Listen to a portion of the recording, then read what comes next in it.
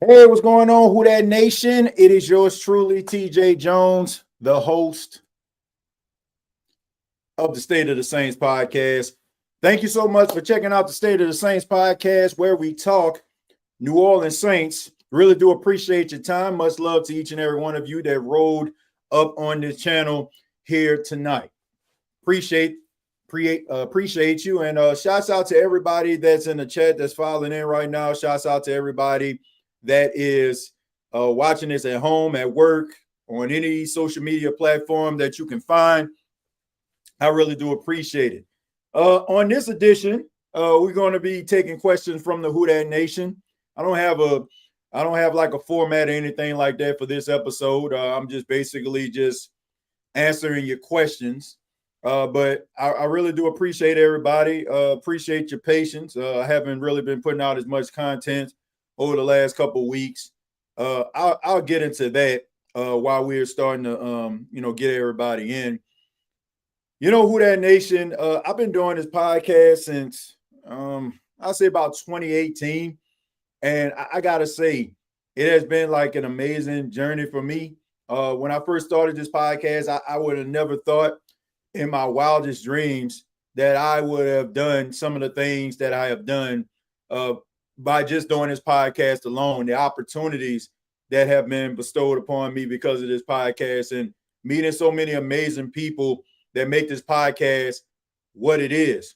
I love doing this podcast. I really do.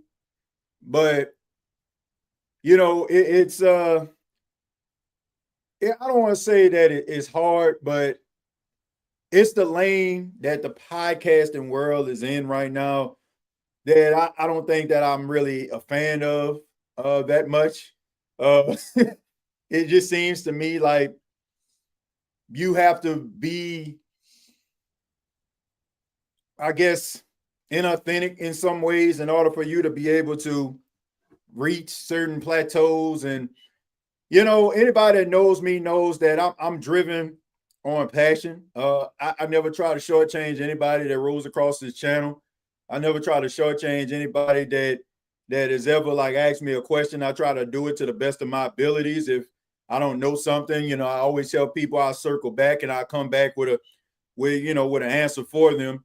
But it's just the energy, man, that the podcasting world is in is really starting to kind of weigh a brother down. And I really kind of took the last few weeks to kind of think about, do I want to continue to do the things that I've been doing?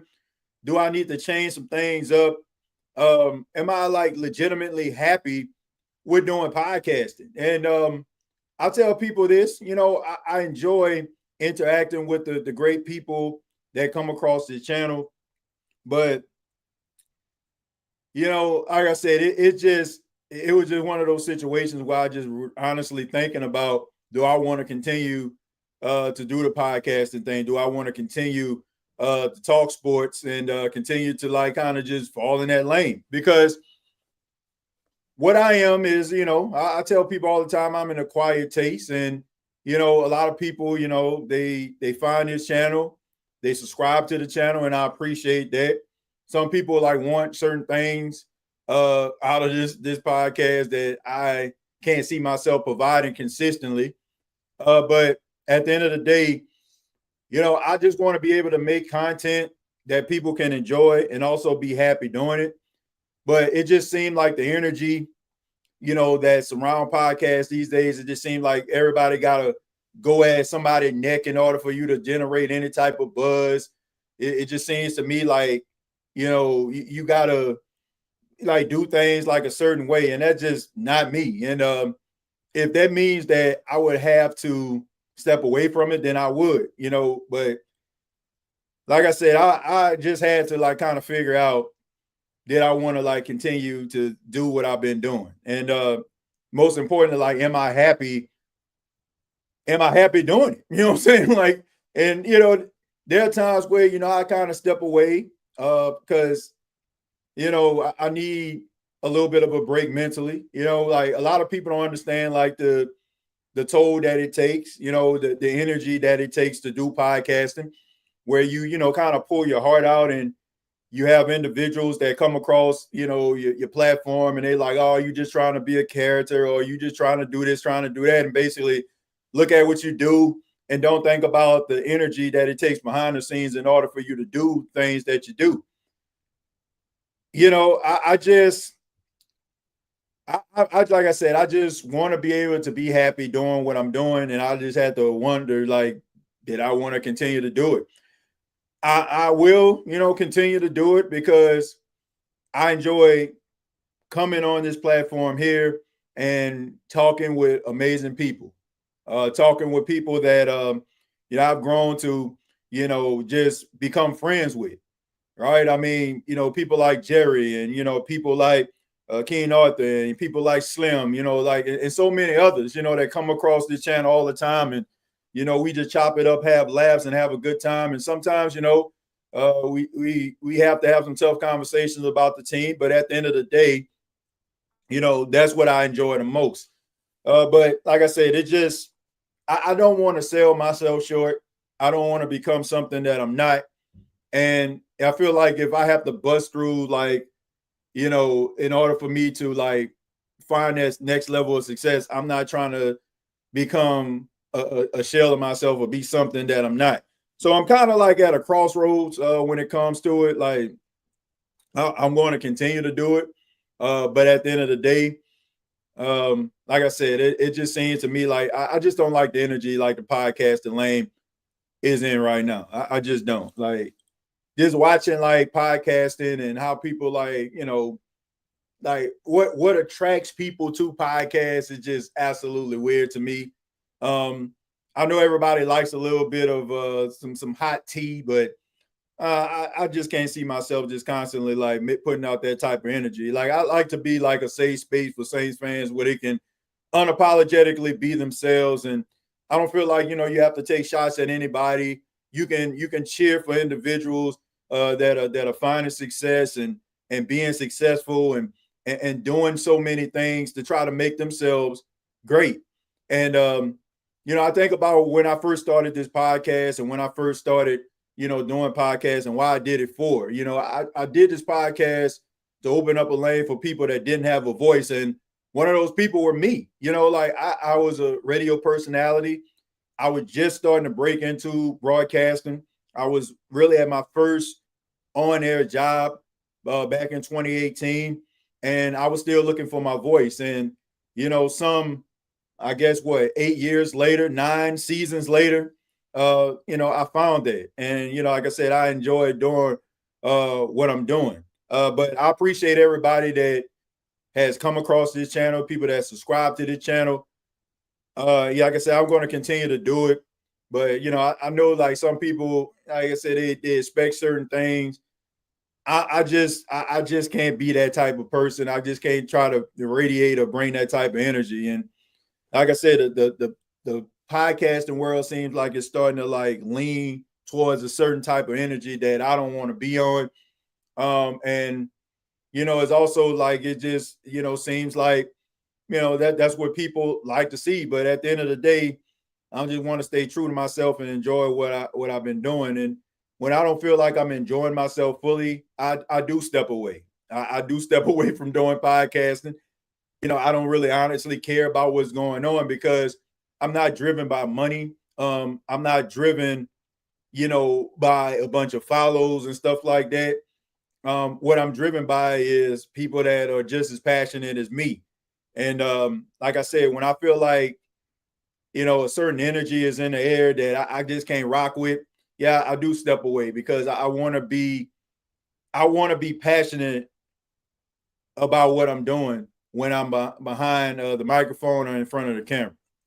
So that's why I've been for the last couple of weeks. That's the reason why, like, I kind of just put like a lot of production on hold. I'm going to, like I said, continue to do like content. Shouts out to Bleacher Report. They signed me for another season. Be working with them doing the shorts again, and I'm excited about that. And once again, I'm just excited about being on this channel and being able to talk to amazing people like yourselves. But enough of that. Let's go ahead and get into some Saints talk. Like I said, this is basically an open forum. Any questions that you have pertaining to the New Orleans Saints, feel free to put the comments in the chat. Feel free to post any comments, any questions that you may have. If you're new to the show, we're a pretty interactive podcast.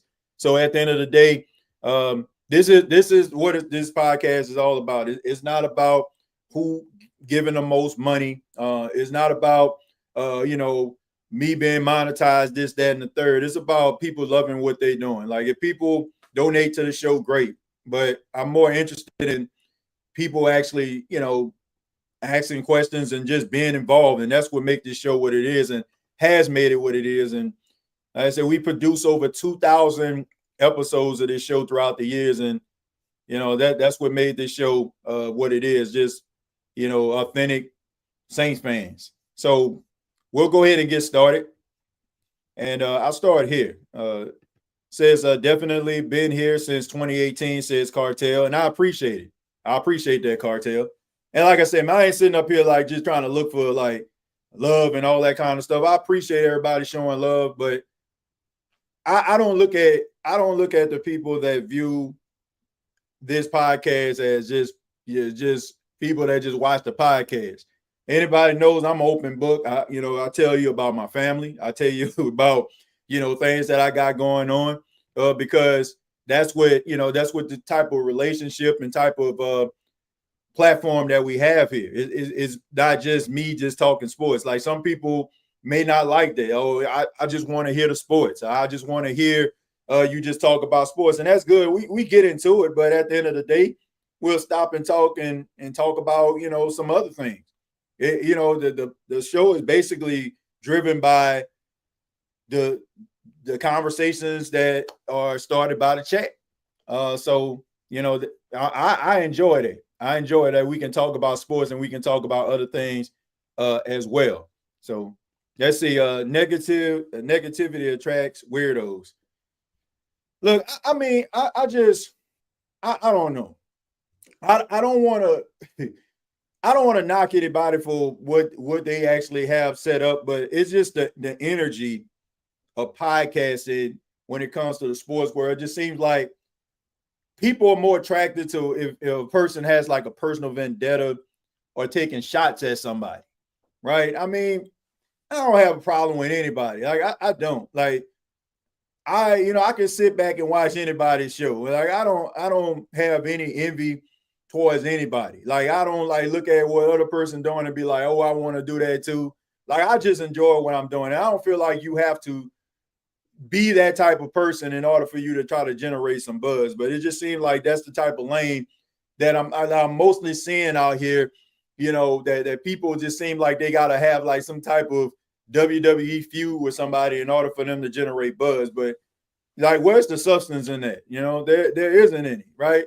I feel like you rob the listener out of the opportunity to really get to know you, and you rob them out of opportunity to be able to be a part of something. So I don't know. And when I see that type of energy, like I said, I kind of step away from it so I can be in the right space and the right frame of mind in order for me to be able to do the podcast. Because like I said, the energy that some people come with, it can be taxing. I'm a human being, like at the end of the day, just like certain things affect people, it affects you. So when it starts to feel that way and it starts to feel, kind of taxing, I do step away. I don't care what's going on. I just don't. Says, thank you for all you do. I appreciate that, 985. Definitely been here since 2018. I read that. TJ, if you need to take a break from going live podcast, it's fine. There's not a lot to talk about after the Super Bowl. Maybe in March and April, it'll pick up. But it's not so much about that. It's not that, Jerry. It's not that at all. It's not the fact they don't have anything to talk about. And look, I could sit up here and go for an hour talking about football. It's embedded inside of me. It's the fact that the energy that I want to come with. Like I don't want to have somebody looking forward to tuning into the State of the Saints podcast, wanting me to answer a question or making a comment, and I'm just giving you a lackluster performance or not having the type of energy. it's not that, like I said, it just becomes, like I said, I want to make sure that I give 110% to the audience, 110% to the platform, in order for us to be able to have real meaningful conversations and people to walk away from every podcast episode knowing that I ain't phoning in. And when it starts feeling like, I'm basically losing that, I do step away. But it has nothing to do with like, oh, there ain't nothing going on. Like, I mean, the off season to me is the most exciting time for me, because during the season, you pretty much got everything intact. Like the decisions that you make in the off season, they set you up for what type of season you're going to have. So when you have it's downtime for a lot of fans, right?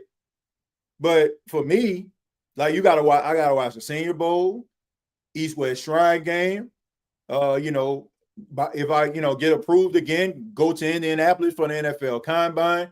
So those type of things, to me, that's the exciting part. Like, to me, like the off season to me is probably more exciting than the regular season. The regular season gives me excitement because hopefully what I'm seeing in the off season pays off and shows us a better product of the Saints. But in the off season, being able to travel and interacting with, people that I admire and respect in the sports world, that's pretty dope to me. But like I said, I just want to make sure that I ain't phoning in and shortchanging anybody. That's why I kind of sit back and have a call for pause here. I can't stand the dude, James S. and the chat, sports guy. They are idiots, in my opinion. TJ have a good channel in my look, man. I think, nah, man. I ain't trying to go at nobody. I think everybody has their own unique style and it's working for them. And I have nothing but love and respect for anybody. Like, it's hard to do a podcast. Like, seriously, it is hard to do a podcast. You're basically, it's almost like a therapy session.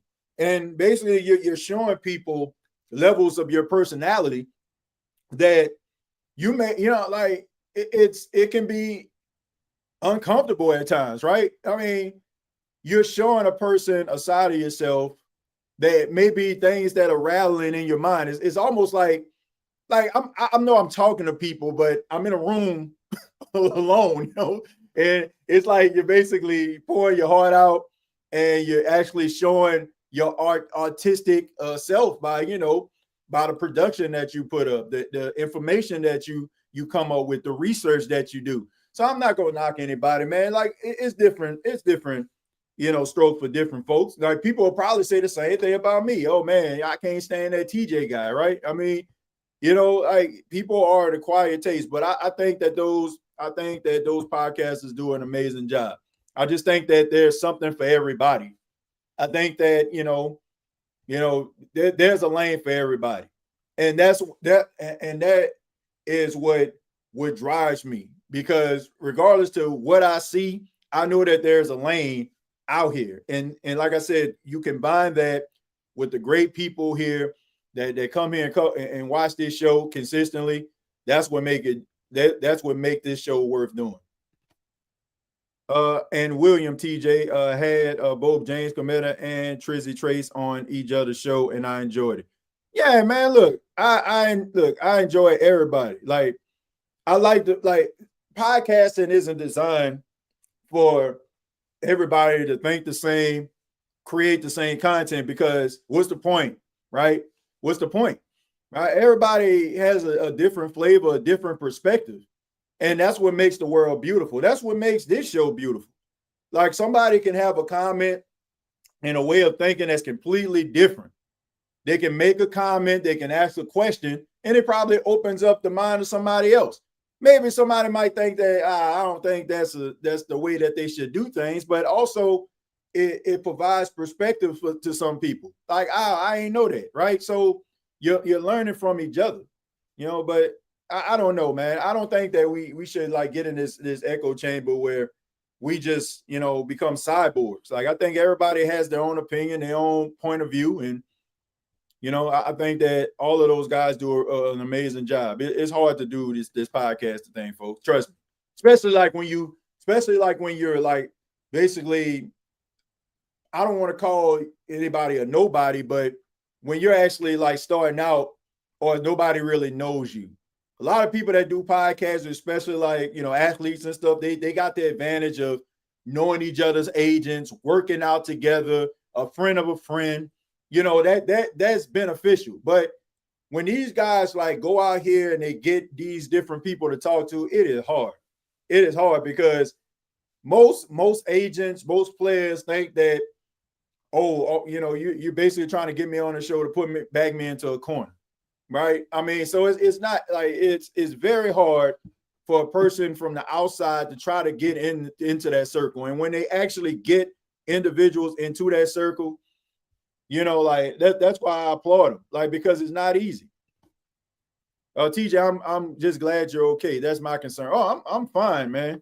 I'm great. Like that, man. It's been great, man. Like I said, I've been chilling. Just doing some things like around the house, just trying to get things straight at the radio station, and also, working with Paxton. I mean, he has like a winter football coming up. His first game is Saturday, and then he has baseball in March, man. So getting him prepared to, swing a bat. But like I said, man, I'm good, man. But like I said, my whole thought pattern is all about just making sure I just bring quality content to the forefront and make sure I get a show together that people enjoy. How do you think we will look in the division next season?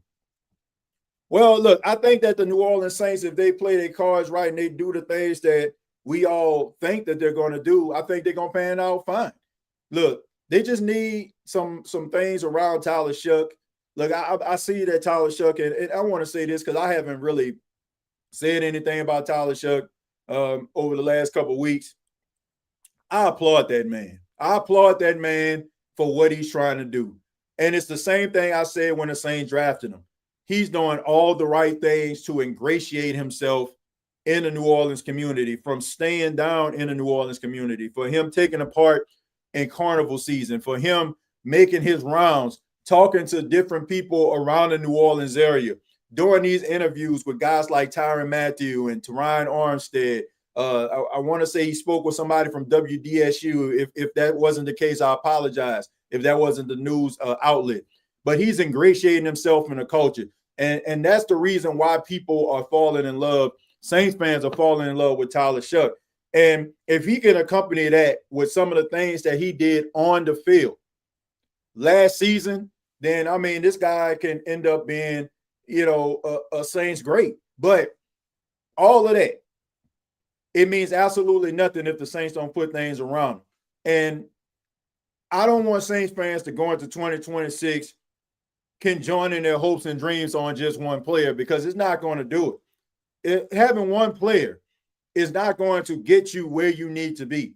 It's going to have to be a supporting cast surrounding Tyler Shough in order for the Saints to find some success in 2026. We mentioned the running game. We mentioned the offensive line. And we mentioned some sides, of the ball on the defensive side that we feel like they maybe need to get a little bit of an upgrade on. If you do that, then you're going to find success. He's made of the right stuff. And the best thing about Tyler Shough, this is the number one thing.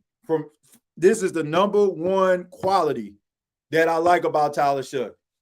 He is himself every time you see him. Like that, look, some people, you look at them and it's like they just want to shake hands, kiss babies, be the NFL politician, and want to just get everybody on his side. I don't get that from him.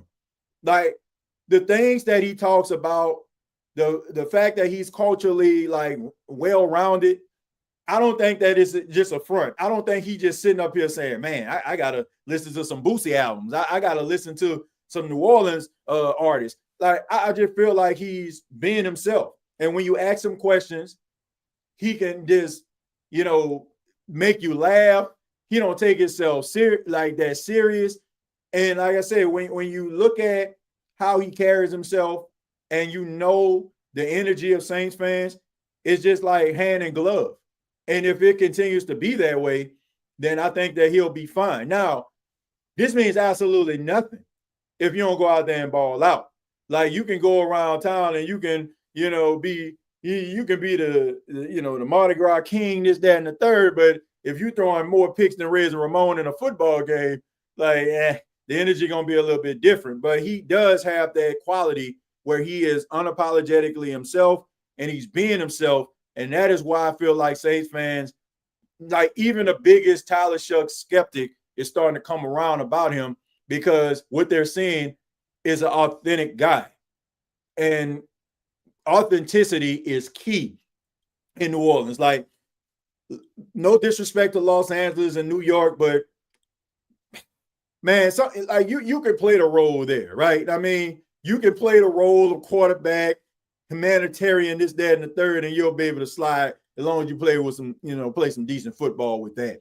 But when it comes to New Orleans, like you can't fake people in New Orleans. Like, you can't fake them out. You can't fake out Saints fans. Like, they smell Derek Carr a mile away. They knew that boy was on some BS most of the time. And when you started to see the holes in the boat, it wasn't a surprise, because people are like, I don't know. I mean, I kind of read them like first press conference, and people thought I was tripping. But when I was like, man, it just seems like he one of those people that just want to be liked, that wants to be admired, and he will say and do anything in order to get you on the good side. Oh, I know such and such like to get 3 pounds of shrimp every time he leave practice. Okay, I'm gonna have some shrimp, and it's like, is that really you, or are you just trying to get everybody on your good side? Have y'all ever like went to like a school and you have like these elections at the school, and the guy or the girl that's running for class president, vice president, they'll give you like this badge, and attached to the badge will be a lollipop or something like that, or a peppermint, right? Trying to buy your affections with sweet delicacies. And that's what, I think that Derek Carr was doing. And I think that was the reason why Saints fans soured on him. But when it comes to Tyler Shuck, I don't think you're getting that from him. So as long as like he stays true to himself, true to what he's doing, he's going to be all right. I like James Cometa content. He's funny. Yeah, James Cometa is extremely talented, man. He's extremely gifted. And, man, look, the lane that he has carved out for himself is working for him. Like, and I think that he makes amazing content. Like, like I said, it's hard. Like, it's hard to try to find ways that you can differentiate from other people. And it's even harder when you do differentiate yourself from people to maintain that, right? Because when people see that you're actually doing something that works, they'll probably try to do it too. So how do you stand out, right? How do you continue to maintain that momentum? And he does a really good job at that. So look, I don't have any problem. Look, I got love for every content creator out there. Yeah, they cover the Saints or not, because it's not easy. Slim, I hope Ruiz gets traded. Big Q showed it earlier. Look, man, I'm over Cesar Ruiz. Congratulations to him, by the way. I believe he got engaged. Congratulations to him. I'm talking about Cesar Ruiz, the offensive lineman, not the person. See, like, great origin story. You know what I'm saying? We all know about the situation that happened, pre-draft, losing his father and stuff like that. And, him, picking up the pieces and being that first round draft pick. But we got to keep it a buck. Two things need to happen here. It's rather New Orleans Saints need to go in a different direction, or they need to bring somebody in that's really going to push this dude to a point where he has got to give you some steady play. The Saints are, to me, are at the mercy of the ineptitude of these players, like these inept players. Not that they're inept in all ways. I'm talking about guys having the goods, consistently putting together some really good body, a really good body of work, and consistently playing good on Sunday. See, the Saints can't really push these guys, to me, because the other guy that's next to him is probably 3 or 4 notches below him. And the guy that's your starter, he's not even giving you the right production. So you really got to ask yourself, how are you being counterproductive here? By allowing a guy who is average at best, you're giving him the starting job, and you're not bringing in anybody to push him or push him out of the door. But the New Orleans Saints got to figure this thing out, because how long are we going to do this? How long are we going to do this? Like, once again, I'm talking about the player. You can get better production at the right guard position than what the Saints have been getting. And this isn't me taking a shot at Cesar Ruiz, and this isn't one of them situations where this guy's low-hanging fruit. No, you have got to get better. If we're talking about the Saints taking that next step, if we're talking about the offense being able to be, efficient and being able to put up points and being able to maybe go toe-to-toe if some of those games where you probably go against a potent offense of the opposition, you got to be able to keep up with those guys. You can't keep up with an offense of an opposing team when they basically just running straight through you on the defense, knocking your offensive lineman out of the way and slapping around your quarterback and having him take unnecessary hits. The New Orleans Saints have got to fix this offensive line. I'm glad Mickey Loomis, he called Cesar Ruiz by name in the final press conference of the season. I'm glad he did that, because Cesar Ruiz is a veteran. He's a veteran on that offensive line. And we can no longer make excuses for him. In 2020, it was a COVID year, right? You can say, he didn't take advantage of the offseason activities because things were kind of nip and tuck during that time. But when we're talking about a guy who is going into his 7th season, and he's still sitting up here looking as if he was one of the worst offensive linemen on the team, when you got Tallahassee Fuaga in his 2nd year and Calvin Banks in his rookie year looking better than him, he's supposed to be the guy that they lean on and look at and be like, man, I need to match his intensity.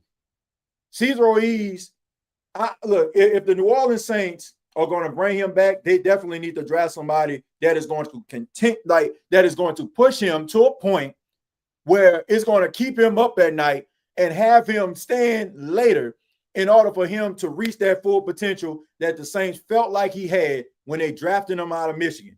Anything else, in the words of Charles Barkley, would be uncivilized. Plain and simple. Like, it's time. Like, this guy's going into his 7th season. So it's rather you got it or you don't. And as far as the left guard position, Dylan Radins, look, a Herculean effort, a plausible effort. The guy was a solid starter with the Tennessee Titans. Not mad at the New Orleans Saints signing him. We all understand the Saints salary situation. We understand that the New Orleans Saints needed to get themselves back to the middle when it comes to the cap. But now you don't have to worry about that. So 2 things, once again, need to happen. You need to get yourself somebody that you can, like, through the draft, or you sign somebody that's a really damn good left guard. Like, I ain't talking about somebody that nobody wants. I'm talking about somebody that's actually going to make some noise. Somebody that's going to be flirting with a Pro Bowl. All they need is an opportunity. Maybe they were with another team where they had a solid starter and that guy was damn good and he was a Pro Bowler or all pro. I won't say Pro Bowler because Pro Bowl don't mean a damn thing no more. It is what it is. But all I'm saying is somebody that's flirting with all pro. You got to bring something like that up in here. And it's going to make things more appealing with the presence of Tyler Shuck. Like we heard Cardell Tate, the Ohio State wide receiver that declared for the draft, he even brought up Tyler Shuck by name. And this is what I've been telling people. This is what I said months ago. I said, when you have yourself a guy, a dog, not just a jag, but a guy, a dude on your team, it is going to attract guys. It is going to want players that to want to add to what you already building over there. So maybe an offensive lineman that probably would have went over here, probably going to want to take a stop in New Orleans because Tyler Shuck is the quarterback. And if you could actually sign somebody that just needs an opportunity, somebody that probably got lost in the shuffle of offensive line, of a really good offensive line group, then you can have yourself something special. So, but you do not go into 2026 Cesar Ruiz, this your spot. No, like you got to push this dude. You have got to push this dude to another level as a right guard or push him out of the door. Plain and simple. And look, this is a business at the end of the day. You can't look at what a person think about or their feelings or think about how how this guy's a good person. Like I mentioned, I think he's a great person. Like anytime you hear Caesar talk, funny guy, teammates love him. But this isn't about a popularity contest. It's about, are you doing your job to the best of your ability? Are you going to keep your quarterback upright? Are you going to be able to set up those run blocks in order to create lanes for your running back in order for him to hit his head on the goalpost? If you're not doing that, wasting time, wasting the team time, wasting your time, and time to move on. I remember in 2020, Ruiz got drafted. You got to be kidding me. Yeah, I mean, look, I thought it was a stretch then. And I didn't know that much about Cesar Ruiz. I did not. I did not. I really had to burn the midnight oil. Like after we got, I never forget this. After we got off the NFL Draft Live, it was late, but I still stayed up a little later. And luckily at the time, Paxton was a baby, and my wife needed some relief, and he was one of those babies that kind of stayed up at night. So I was up with him anyway. So we're actually just doing, I was just doing research. Like, man, who is this dude? Like, I was like, okay, like he looks solid, but nothing about his play made me look at him and be like, oh man, the Saints, they got themselves all pro for years to come. Like how you see Calvin Banks. Like Calvin Banks can be Joe Thomas. He can be what Joe Thomas was in Cleveland, but like he can be that for the Saints. I can say that wholeheartedly. As long as this dude stay healthy, the Saints got a left tackle for the next decade. Like he is that good. Like he's a rookie, and he matched the energy of some veteran left tackles out there. So imagine what this guy will actually be when he really figures it out, when he really gets that grown man body, when he really gets that strength and conditioning up to a point where, he's looking like that NFL veteran. Imagine what his talents and his abilities will be. It's scary. I rather like have something like that to build with than to try to squint my eye and adjust my hands in order for me to try to fit this guy into what I feel like he can actually be. And the Saints are 7 years into this. So I don't know what they're looking for. I don't know if it's just mostly like, okay, we couldn't get nothing else. Maybe they, felt like maybe, he kind of turned the corner, but at no time. And look, I am not trying to be disrespectful. There was never a time, as long as Cesar Ruiz has been on the New Orleans Saints, I looked at him and said, he one of the best offensive linemen on the team.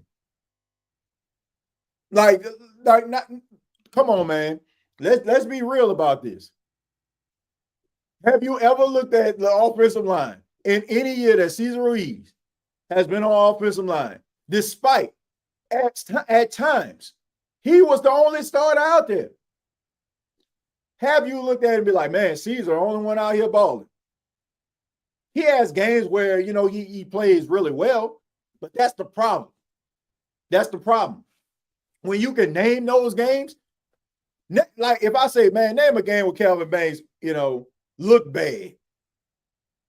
Right? I mean, you probably, I don't know, like, he did give up a sack and that. But when you talk about, man, name a game where Cesar Ruiz looked bad, man. You remember when, you get what I'm saying?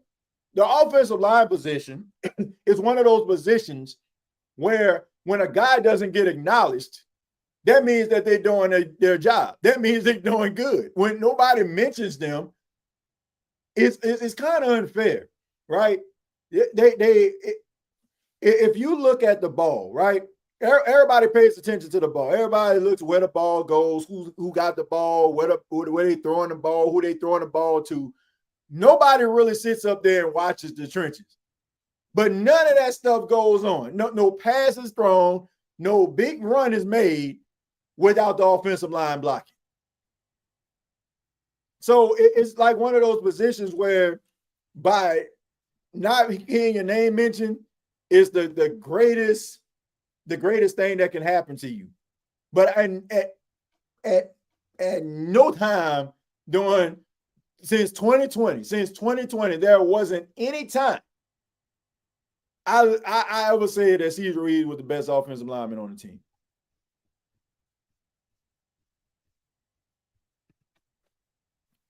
I think Sean Payton drafted Ruiz. We all know that Payton loves players with potential instead of dogs. Sometimes, to me, I feel like I'm trying to stop my camera from moving around. But anyway, I think sometimes Sean Payton just tries to prove himself right. And I think that's one of the main reasons why he ends up like being in the positions that he's in. So leading up to the AFC Championship game, I mean, we all seen how that kind of panned out, and Mother Nature kind of, gave the Denver Broncos a bad hand. The weather started to come in during the time where they were down, but you had Jarrett Stidham on your team, and you had to know that Jarrett Stidham wasn't going to get you nowhere. But instead of that, he wanted to believe that Jarrett Stidham had the capabilities because it will make him look like a guru. It will make him look good. Like sometimes, man, if a guy shows you that he's a dog, believe him. Instead of you trying to make a guy a dog. All of the Davenports and the Peyton Turners of the world where you're just trying to justify drafting these guys and you want to, have this whole watch what I do with this type of thing going for them. Like it worked with Taysom, right? It worked with Taysom. You were able to utilize Taysom Hill and come up with a package for him and basically create a lane for Taysom. And also it opened up an opportunity for guys that probably would have got kicked out of the league by other teams. Oh, you used to play quarterback? Okay, man, we can have you throw the ball every now and then. Oh, man, you play a little running back? Oh, you got a little strength behind him, right? But it's not going to work that way for every time, right? Sometimes we get a little arrogant and too big for our britches, and we just feel like everything we touch going to turn to gold. Like everything that we touch, we give it that Midas touch. And yeah, I do think at times they reach. I'm talking Stretch Armstrong reach. Like you had an opportunity to get Lamar Jackson in 2018, you get Davenport. And, man, we all see how Lamar Jackson career panned out. 2-time league MVP. I think he only lost maybe 1 or 2 games versus an NFC opponent. I don't know if it was the fact that maybe he was afraid of Lamar Jackson's skill set. Maybe he didn't feel like, the skills of a Lamar Jackson, he'll be able to be that cerebral surgeon, like offensive quarterback that he wants. But at the end of the day, you could have tried something different. But instead, you keep on going with the status quo. If something if you do something and it's shown that it doesn't work. Like me, I'm like, it just didn't work. Time for us to go to plan B. For some reason, they come up with these ideas. They don't work. And it's like, nah, it's going to work. I'm telling y'all it's going to work. When you see it, you're going to be like, man, this worked. But how many times are you going to have to go through this? How many times are you going to have to go through this? Like you look at his defensive line right now, right?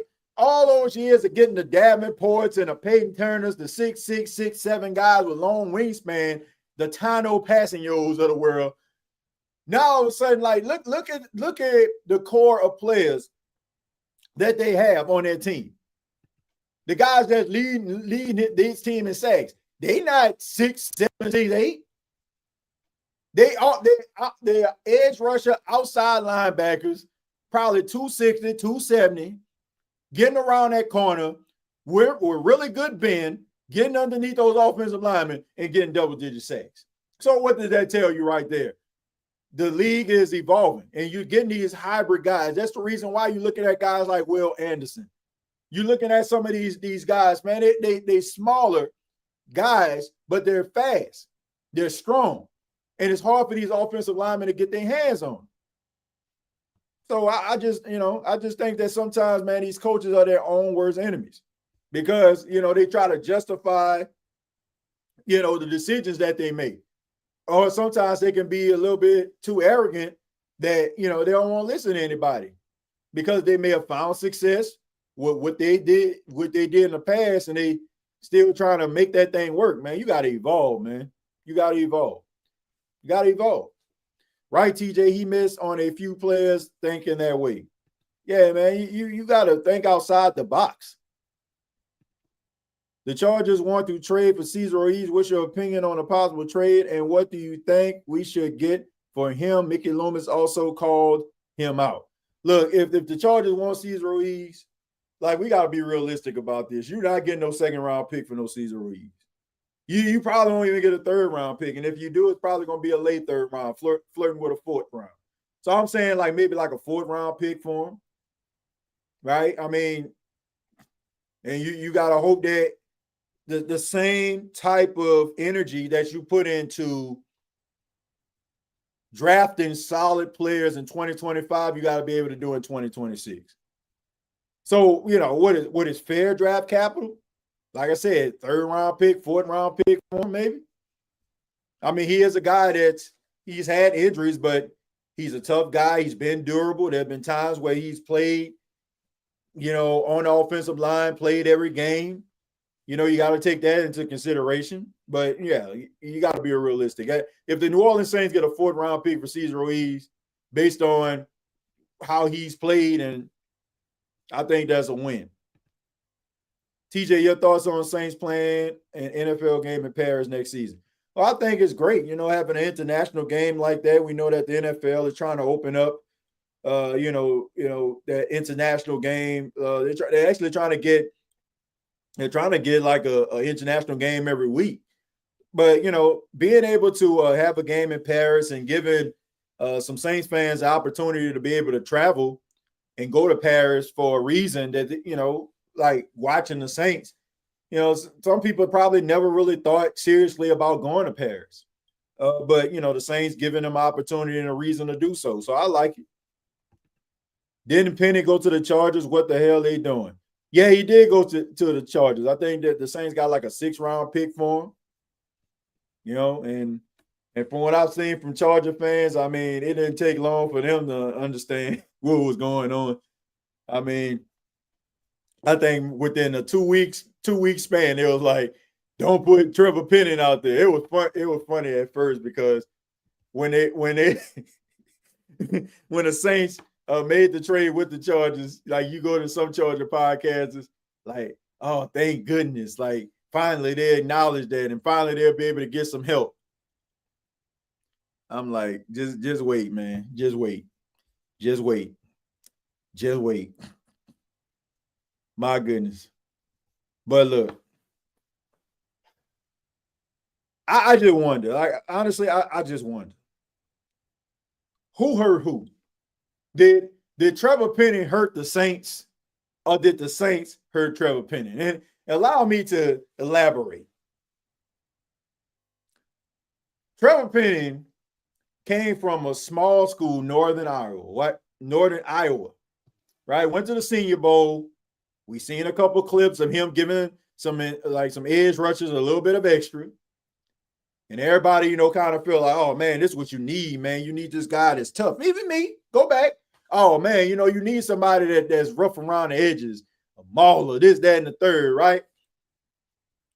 Everybody kind of fell in love with, the little extra that he was given after the whistle blew, right? Because that's what offensive linemen supposed to be.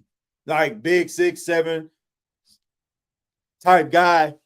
And, everybody just kind of like, okay, man, it just makes sense, right?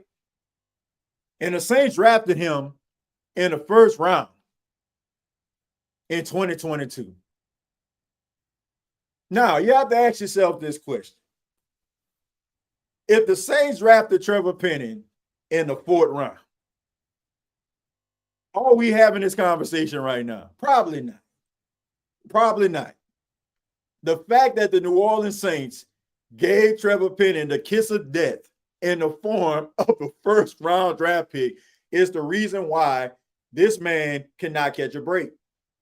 Because if you were just moving this guy around the offensive line and he was a 4th-round pick, nobody would care, right? Let's just see what he can do, whatever, right? But the fact that you gave this dude a 1st-round tag, he will forever be a 1st-round draft pick, and that makes him a bust.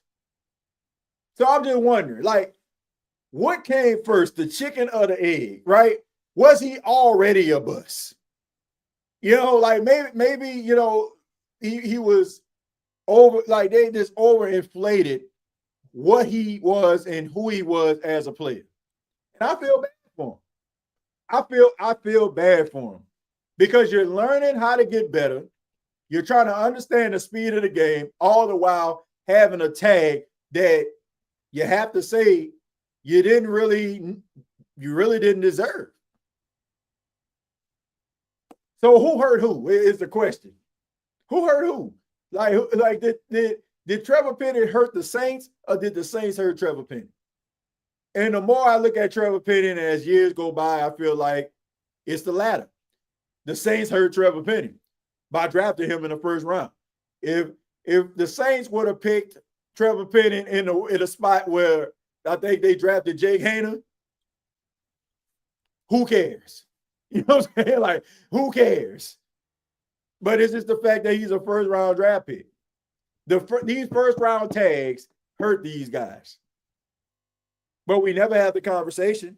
We never really have the true conversation. We never really ask the true question. Who in the hell was in the draft room? Who in the hell was in the scouting department that thought it was a good idea, that put themselves at the front of the line to stand on business to draft Peyton Turner, to draft Marcus Davenport, to draft Trevor Penning? We never had these conversations. And we always just look at the players, but the players are only just doing what they need to do in order for their name to be selected. If you have a player that's in college right now and he's putting up monster yards, that's great. He's supposed to. He's supposed to make himself look as desirable as possible.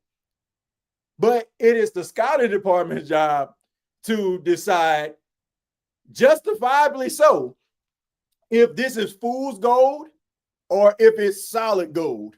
So who hurt who is the question. And I don't think that we put enough emphasis. I don't feel like we put enough emphasis on these scouting departments. We always turn and point the trigger at the player, but we never look at the fact of how did this player get into this situation in the first place? What didn't the scouting department see? How did the interview process? Did you just fall for a bunch of blame pleasantries? Did you really watch the tape? Or was the tape watching you? You get what I'm saying? Like, I feel bad. I honestly feel bad for Trevor Penning. I honestly feel bad for a lot of 1st-round draft picks that probably would have got a better opportunity and probably wouldn't have had as much pressure on them if they weren't 1st-round draft picks than, you know, just being one. So, like I said, at the end of the day, who hurt who? What do you make of Demario Davis's comments on Kay Adams' show? She asked him if he was coming back to the Saints, and he said he will be playing football in 2026. Well, look, this is a guy. Well, let me backtrack. To answer your question, this is a guy in Demario Davis that understands that football is a business. Is that a shot at New Orleans? Absolutely not.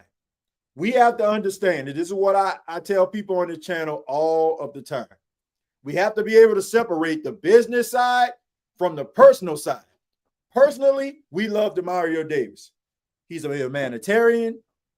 if you had a daughter, you would want her to date a guy like Demario Davis, right? That's just the human being that he is. God-fearing guy, community first guy, leader. That's what you want.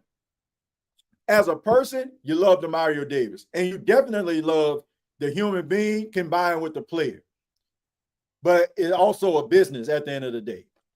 What you have is a 37-year-old guy who is still playing football, who is basically beating the odds. You don't see too many 37-year-old linebackers with 140 tackles. And I want people to understand this. Ask yourself this question. Why are we having this conversation? Why are we having this conversation? It's because Demario Davis is an outlier. Well, that's great if he's an outlier. But we also have to live in reality. If the New Orleans Saints were to get a guy who is a 23, 24-year-old linebacker to replace Demario Davis, they would be doing something that many teams, a high percentage of what teams do every single year. They replace these 30-something-year-old linebackers. And also, folks, who wants something that nobody else wants? When you go to Foot Locker, when you go to a shoe store, or you order some shoes online, and you get the exclusives, and you put them things on your feet, and you go to an event, and people ask you over and over and over again, man, where you get them shoes from? Oh, man, you got them. Oh, man, how you get that, man? I've been trying to get those. How does that make you feel? Damn, man, I got what people want, right? Now think about this. You buy some shoes, put them on, you feel confident, right? And you walk out your house, and everybody that you see within 2 blocks got the same shoes you got on. How does that make you feel? Hey, everybody got these. Do you feel special? No, you just feel like another person that just got shoes everybody else have on. I say that to say this. Demario Davis and what he's doing is special. It's the reason why we're having this conversation. So the question is, how long? You don't want him to be broken down, right? You don't want to ride the Cadillac, 150,000 miles on it, 200 plus thousand miles on it. And then all of a sudden it pulls off on the side of the road for you before you get home, before you say, damn, I need a new car. There's going to be a time where these players will go to another team. We have seen it so many times where a player leaves a team, goes somewhere else, and the previous team, fan base, watches this guy and say, damn, man, why did they get rid of him? We're watching the playoffs, and we're seeing Rashid Shaheed do dynamic things. Man, why did the New Orleans Saints make a trade? Why did they trade Rashid Shaheed? Some Saints fans say, that's just the breaks, man. Demario Davis still has it. That's the reason why it's a tough decision. But at the end of the day, you have to ask yourself this question. How many years does this guy have left? And also, do you want Demario Davis to be snubbed from Hall of Fame consideration? Do you want to see Demario Davis get snubbed from opportunities because everybody looking at the Saints as a small market team that nobody really pays attention to unless the New Orleans Saints come in there, kick open the door, and come in there with the Uzi to get everybody's attention? And what I mean by that is pulling off a winning streak, beating teams that are looked at as NFL darlings. Like, do you want that for Demario Davis? Demario Davis is a businessman, and I have no problem with Demario Davis looking at the New Orleans Saints organization as a business. Because if Demario Davis was a 37-year-old linebacker, a mere shell of himself, guess what? You're not asking me that question, DJ. You know, Rob, you're not asking me that question, my guy. You know, we only ask these questions when things are valuable. Should I sell these exclusive Jordans that I only wore one time and I just took out of the box and walked around my house? right? Because you feel like you're going to be losing something. That's what makes it so special. That's what makes it so valuable. So yes, I don't have an issue at all. No. It's a business at the end of the day, folks. Because if Demario Davis was out here with 40 tackles instead of 140, then guess what? We're having a conversation saying, I like Demario Davis, man. I ain't gonna lie to you, but home and long in the two. TJ, you are so real. We need people like you, prayers for you and your family. I appreciate it, man. I appreciate it, man. Thank you for that. Demario had 143 tackles. Dude still got gas in the tank. Yeah, I mean, but that's the thing. That's the thing, Slim. If the lack still ride down the street, you know what I'm saying? If the Chevy's still heavy, like we still gonna ride it, right? But at the end of the day, if it pulls off on the side of the road, like we don't want it to be to a point where I don't want that. I used to say this all the time for people that's been watching this podcast. I said the worst thing that I would want to see, and this was during the time when Drew Brees was the quarterback. I said for Drew Brees to be so broken down to a point he looked like a mere shell of himself, and people in the Superdome would start booing the product. I don't want that. Like, if the last image that we have of Demario Davis in a Saints uniform was 143 tackles and a half of a sack, a fumble recovery, and 2 forced fumbles, I would take that. And I would cheer for Demario Davis on any team that he goes to, wherever he tries to pursue, rather it's trying to create personal accolades for himself, with getting 100+ tackles again, winning a Super Bowl. I would cheer for that guy because Demario Davis gave the New Orleans Saints everything that he had. Guy's a leader, and he left the organization and the defense better than what he found it. So congratulations to him. And I have no problem with that. And I don't think Saints fans need to have an issue with that because the first thing we start doing, we start leaning towards said organization when, players want money. But these dudes out here putting their lives on the line. And they also have to understand, that these guys are out here chasing legacy. These guys got kids to feed, families to take care of, businesses to run. They need that money. So I know it's just only human nature for us to sit up here and count somebody's pockets, but we never look at the organization when they make mistakes or they don't do right by said players.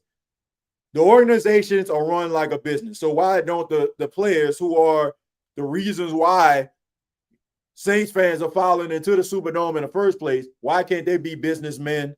Why can't some of these women, that's playing sports, why can't they be business women? We always seem to turn on the players when these contract negotiations go around. Or they say stuff like, I want to be back, but, it's up to the team. Like Alontae Taylor. Alontae Taylor put out a tweet, or Instagram or whatever he did, right, on Instagram. People were like, man, who Alontae Taylor think he is, right? What, a guy that bets on himself? I don't have an issue with that. Do I think that Alontae Taylor is the best nickel corner I ever seen? No. But if he can go out here and he can set the market and he can be able to take care of his soon-to-be child, you know what I'm saying? Like, why the hell not? Like, we start sizing guys up because they're asking for compensation. Like, just imagine, okay, man, I've been working here for 10+ years, man. It's about time for me to get another raise. And then all of a sudden somebody started looking at you. Well, I think you came late 1, 2, 3, 4, 5, 6 times. Like, but God dog, but when I'm here, we making things move, ain't we? I don't have an issue with that. Guys are supposed to bet on themselves. What is he supposed to say? Oh, man, well, I think I was pretty decent, so I think I should get some decent money. Well, you start thinking like that, guess what? You're not going to be in the league very long. I don't care if you get smoked like brisket, burnt like a biscuit every play.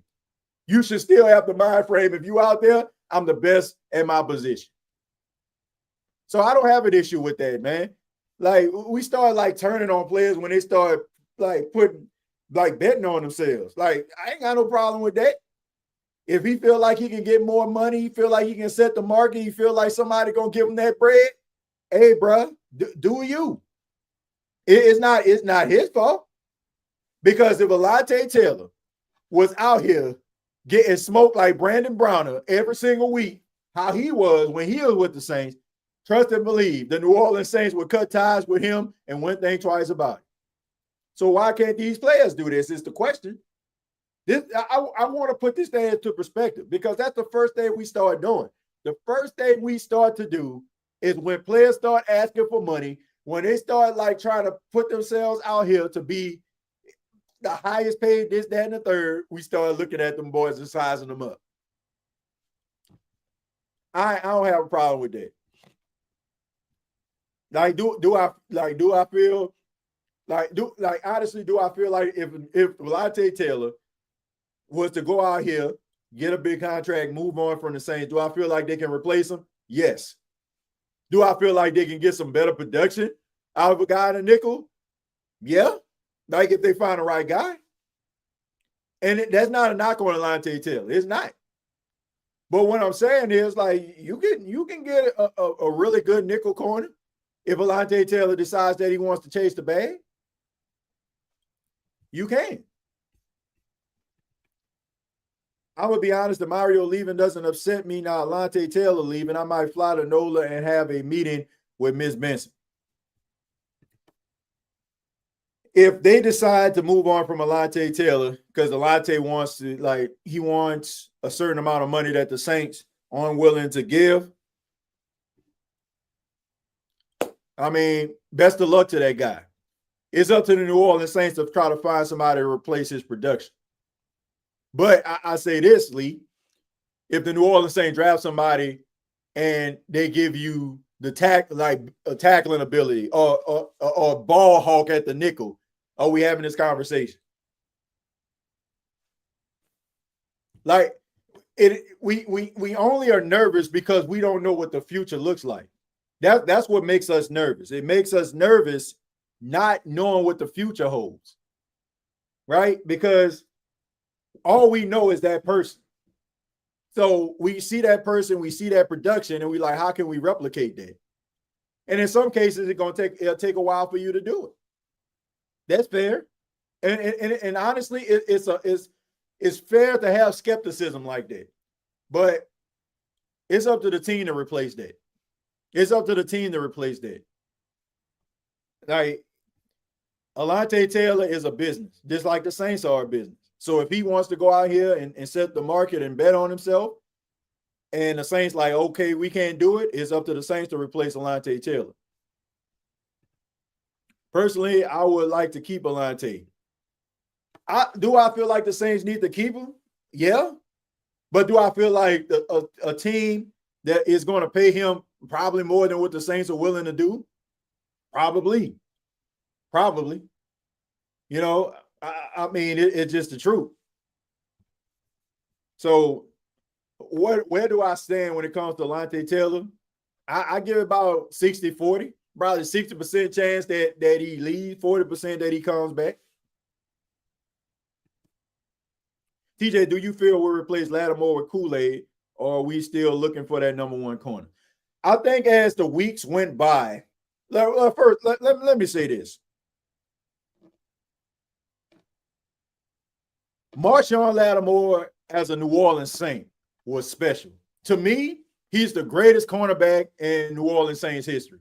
Like, I know some OG Saints fans probably going to start bringing up old cornerback. No. I watched a lot of Saint football in my day. I will say where I can probably have it in my memory banks, maybe 93, 94. I've never seen a cornerback on a New Orleans Saints team that can neutralize a field like Marshawn Lattimore could. Like, go up against guys like think about Mike Evans, how good Mike Evans is. Think about how good Julio Jones was, right? Think about that, man. Think about guys like Steve Smith and all that. Well, I don't think Steve Smith was he may have been with Carolina for one more year or something, if he was. I don't think they ever like really crossed paths. But my point is, this man would shut down the best player on the field at the wide receiver position. So to say, oh, can we? No, Kool-Aid McKinstry isn't that. But here's the thing, Lee. He doesn't have to be. Because you have to ask yourself, how many special cornerbacks do you see in the National Football League? How many cornerbacks are just like, you just take that guy and don't worry about it? I can only name a few. Derek Stingley, Christian Gonzalez. Like, I don't even want to put Sauce Gardner in there. I mean, look, after that rookie season, he kind of fell off a little bit.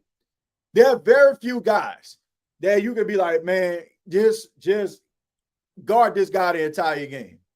And it completely take that player out of the game. There are very few guys that can do that. So Kool-Aid McKinstry does not have to be Marshawn Lattimore. Now, let's have a different conversation. Is he the best cornerback that you have on a team? Absolutely. Will he get better? Yes. Do I feel like he makes a difference? Yes, I do. And over the course of time, throughout the weeks, he slowly started to emerge and live up to that potential that a lot of beat writers wrote about before the season even started. You started to see, now I understand, and now I see why they said that he was X, Y, and Z. But the first thing, like, what we want, and when we see a guy playing really good, or a guy playing great, or a guy playing elite, it's unfortunate, but it's hard to be the guy after the guy, right? It's just hard to be that guy. And that's what Kool-Aid McKinstry is. So you're being compared to Marshawn Lattimore. And the next person that comes after him will be compared to Kool-Aid McKinstry. So Kool-Aid, to me, is a solid cornerback. Like, but that's okay. Like, it's like, you don't have to be Revis.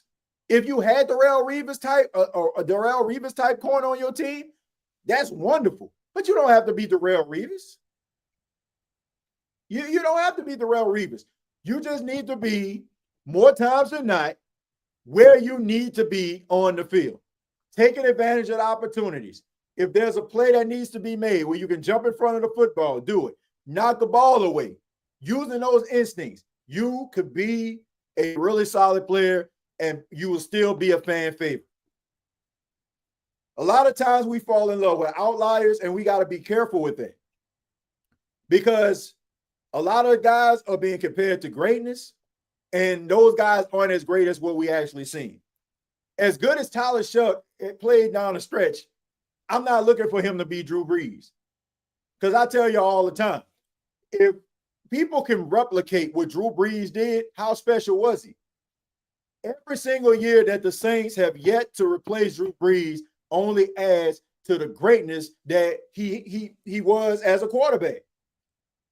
Because if the New Orleans Saints would have gotten a quarterback the following year, I mean, it would have been great. But if he was doing some of the same things and just completely eclipsing what Drew Brees did, you start to just wonder about certain things. But the fact that you're 5 years post Drew and you're still looking for somebody to actually do what Drew did or even come close to it, it just adds to his greatness. And that's for those people out there that's trying to make this narrative that Drew Brees was a system quarterback. You can say whatever the heck you want to say about Drew Brees, but Drew Brees was the system. He was the system. And Drew Brees, I feel bad because I came up with the perfect nickname for Drew Brees post-retirement, the Surgeon. Like, you think about it, man. He was just surgical. Like, he just went out there wasn't no 60-yard bombs every week. He was just efficient. And nobody could stop it. Oh, he only throw about 10-yard passes. Well, why nobody can't stop those 10-yard passes? Why can't anybody do it? I said, when you have a player that's great, it's hard to replicate. You're always chasing perfection. It's not just in life, ladies and gentlemen. It's in the things that we watch. That's why, if a great movie that we watched when we were growing up or years ago, they try to do a reboot, we watch it very closely, right? Because we don't want to get our feelings hurt. We're looking for that same magic. that we found in the first movie. We try to find it in the second. But you can never capture that lightning in a bottle. So to answer your question, I know I went a little bit in depth and too deep with it, but it's just the truth. He doesn't have to be Marshawn Lattimore. He can be Kool-Aid McKinstry and still be a pretty damn good corner and a well-respected guy in the New Orleans Saints locker room and on the team. Yo, TJ, what's your thoughts about young players going to the draft with wide receiver, linebacker, cornerback, defensive and offensive tackle on our team with the NFL draft? Look, if you feel like it's the right time to come out of college and bet on yourself and you feel like you can be projected as a first-round draft pick, go for it. As far as the Saints, I said this before, they need offensive line help. They need a running back. And, they need other positions too for depth purposes. And I wouldn't be upset if they would actually get another cornerback. I like Quincy Riley. I seen somebody mention Quincy. I think that was Lee. I think he'll be better his second year. And I also think he has better. He probably got the best hands in the secondary. Probably opposite Julian Blackman. Julian Blackman probably have the best hands. He's a little bit of a ball hog. He just got to stay on the field. All right, I'm gonna answer two more and I'm gonna get up out of here. It says Alex Molden, best cornerback in Saints history. Man, come on, man. I mean, one of the worst. I mean, but he was a beast in college, though. I can understand why they drafted him, just didn't pan out. And can we draft a punter? Look, I mentioned that on the NFC South Roundtable. If you're watching this live, I did it tonight. I just think that the Saints need a punter. People don't want to talk about punters. They only criticize the kicking game when it goes wrong. Like, the Saints need a punter. Like Kyle Kroger was terrible. He was awful. I think if I'm not mistaken, he had the lowest punt percentage in the NFL. And when you have yourself a really good punter that can switch the field, it's a weapon.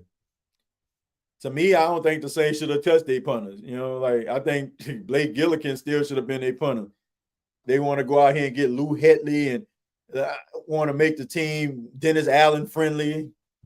Just added to the fact that he didn't know what the heck he was doing as a head coach. Need a young punter on our team, TJ. I don't care if he's young or old. If he can punt the ball, put that ball within the 10-yard line, bounce it out at the 6. Look, that's what the Saints need. You have somebody that's going to flip the field. Not somebody that's going to be shanking a punt like a 9-iron on the green. Like, I mean, a sand wedge when you're in a sand trap. Like, come on, man. We gotta be realistic about this, man. Like, the kicking game matters, man. Flipping the field matters. When you have yourself a dynamic return man and a guy that can punt and also make field goals for you, that's a weapon. All right, and finally it says, I doubt it happens, but it would be something if we ended up with Shaheed back. Nah, Shaheed ain't going nowhere. Seattle would be insane not to keep this guy. And it's not like he's going to be asking for like top market money or something like that. Probably middle of the pack. So I think they'll have enough money in order to pay him. You don't have to worry about paying Jackson Smith and Jigba yet. I think maybe, Charles Cross, I don't know if they paid him or not. I think he should be coming up on, his contract extension. But, you got some guys that you need to pay, but I don't think Rashid Shaheed going to hurt your pockets that much. But, I mean, it didn't take long for Seattle Seahawks fans to appreciate this guy. I'm hoping that he can return a punt for a touchdown. I'm just hoping that he can do that in the Super Bowl, man. That'd be great to see Rashid Shaheed return a punt for a touchdown. That would be pretty dope. Lattimore is the best corner in Saints history. Yep, I definitely agree with that. But thank you all so much for checking out the State of the Saints podcast. Hopefully you all enjoyed the show. Hopefully I didn't bore everybody to death. And I apologize for the little opening statement. But y'all know how I do it, man. I try to be as open and honest as I possibly can with everybody. and just tell everybody why I'm at and how I'm feeling. That's just how I do, man. I know, like I said, some people just here for the sports, but we have, we have gained a real true community over here. So we don't just talk sports over here. We talk about life.